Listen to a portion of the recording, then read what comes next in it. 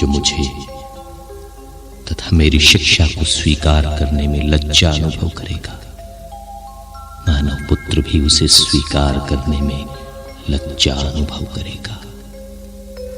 जब वो अपने पिता तथा पवित्र स्वर्गदूतों की महिमा के साथ आएगा। मैं तुम लोगों से ये कहता हूं, यहां कुछ ऐसे लोग विद्यमान हैं जो तब तक नहीं मरेंगे जब तक वे ईश्वर का राज्य ना देख लें। इन बातों के करीब 8 दिन बाद ईसा पेत्रुस, यूहन्ना और याकूब को अपने साथ ले गए और प्रार्थना करने के लिए एक पहाड़ पर चढ़े। प्रार्थना करते समय ईसा के मुखमंडल का रूपांतरण हो गया और उनके वस्त्र उज्जवल होकर जगमगा उठे।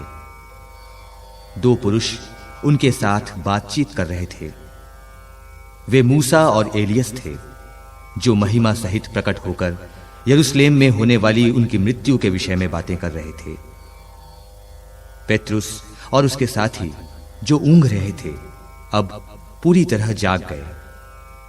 उन्होंने ईसा की महिमा को और उनके साथ उन 2 पुरुषों को देखा। वे विदा हो ही रहे थे कि पेत्रुस ने ईसा से कहा, गुरुवर, यहां होना हमारे लिए कितना अच्छा है। हम 3 तंबू खड़ा कर दें, एक आपके लिए, एक मूसा और एक एलियस के लिए। उसे पता नहीं था कि वो क्या कह रहा है। वो बोल ही रहा था कि बादल आकर उन पर छा गया और वे बादल से घिर जाने के कारण भयभीत हो गए। बादल में से ये वाणी सुनाई पड़ी, ये मेरा परम प्रिय पुत्र है, इसकी सुनो। वाणी समाप्त होने पर ईसा अकेले ही रह गए।